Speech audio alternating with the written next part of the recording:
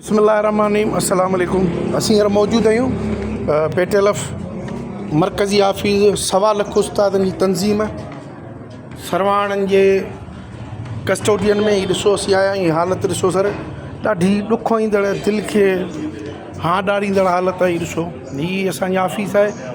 तव्हां ॾिसो त 1.25 लख उस्तादनि जी सरवाण तंज़ीम जंहिंजी हीअ हालत आहे। असां ॾाढी ॾुख ऐं तकलीफ़ सां ऐं पीड़ा सां इहे शइ तव्हांजे साम्हूं रखूं पिया त हिते हीअ मरकज़ी सदर जी आफ़ीस आहे। तव्हां ॾिसो ही दर जी हालत ॾिसो ऐं तव्हां पोज़ीशन ॾिसो त बेयारो मददगार।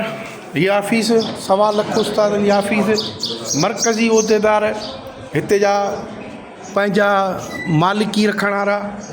हिते दौरे हाज़िर में तकड़ियूं 3-4 इलेक्शनूं थियूं आहिनि ऐं हिननि 3-4 इलेक्शननि में 50 लख खां मथे, अधु करोड़ खां मथे इलेक्शन कमेटी जे चेयरमैननि पैसा वरिता आहिनि ऐं मिनिस्टर जा बि पैसा एतिरा नथा थियनि।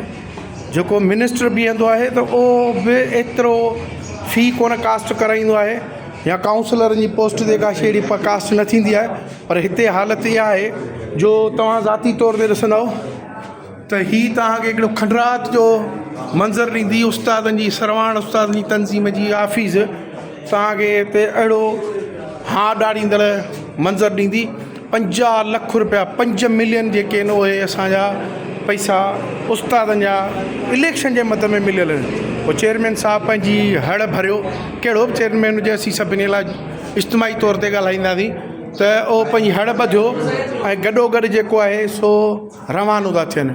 माज़ी वारो वक़्तु जेको हो सो ईअं हुयो जो हाजी नाज़िर निज़ामाणी या ॿिया जेके असांजा सीनियर दोस्त हुआ उन्हनि कुझु पैसो खपायो, पर हिते ॿियनि दोस्तनि न कयो। असांजो हिकिड़ो शींहं दोस्त वेठल आहे साईं असलम दीदड़ साहिबु, मुंहिंजे रहनुमा जो भाउ आहे।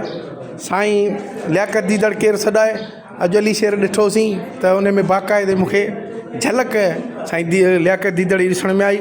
असीं फ्रंट में हुआसीं, गॾु हुयासीं, बीठल हुयासीं कराची ते इन लठनि जे साम्हूं। इहे शइ असांखे आऊं बि हिन सिस्टम जो हिसो रहियुसि, पर हिते दिलि ॾारींदड़ तकलीफ़ इहा थी जे करे उस्तादनि जी तंज़ीम जी आफ़ीस जंहिंजे असीं पेटेलफ जंहिंखे असीं मां था चऊं, उन जे आफ़ीस जो अहिड़ो असरु हुजे।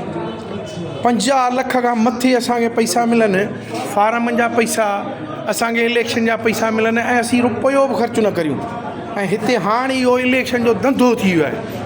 इलेक्शन चेयरमैन केरु बि हुजे उहो माशाल्लाह पंहिंजा पैसा खणी आए। हालांकि जेको मरकज़ी सदर ईंदो आहे या मरकज़ी जेको बि नुमाइंदो चूंडिजी ईंदो आहे, चार्ज उन जे हवाले कबी आहे। हिते उहो सिस्टम राइजी कोन्हे। तव्हां ॾिसो त हिन असांजे आफ़ीस जी कहिड़ी हालत आहे। ऐं तव्हांखे मरकज़ी सदर जे कमरे में वठी थो हलां, तव्हां ॾिसंदव त कहिड़ी हिते हालत लॻल आहे। हीअ दरियो बेयारो मददगार माशाल्लाह। हिते जेको आहे सो तव्हांखे हीअ हाल ॾिसण में ईंदो। असीं तव्हांखे अपील था करियूं, ख़ुदा असांजे हिननि आफ़ीसुनि जी मालिकी करियो जीअं सरकारी नुमाइंदनि जी आफ़ीस जी मालिकी थियनि थियूं। हीअ असांजे उस्तादनि जी आमाजगाह कान्हे, पर असांजो घरु आहे। हीअ असांजे माउ जो घरु आहे, असांजे मादर आहे, उन जो घरु आहे। तव्हां हिन घर जी मालिकी करियो। इलेक्शन जा मामला पिया हलंदा, सभु धंधा पिया थींदा, पर हिते जेको धंधो आहे असांखे हिन जी मालिकी करणु घुरिजे। तव्हां सभिनी माण्हुनि खे गुज़ारिश आहे त असांजे हिन आवाज़ ते असांजा साथी बणिजो। अज़ीज़ अहमदाणी कैमरामैन अज़ीज़ अहमदाणी सां गॾु असद मेमण, हाजी रमज़ान मेमण, उस्ताद न्यूज़ हैदराबाद।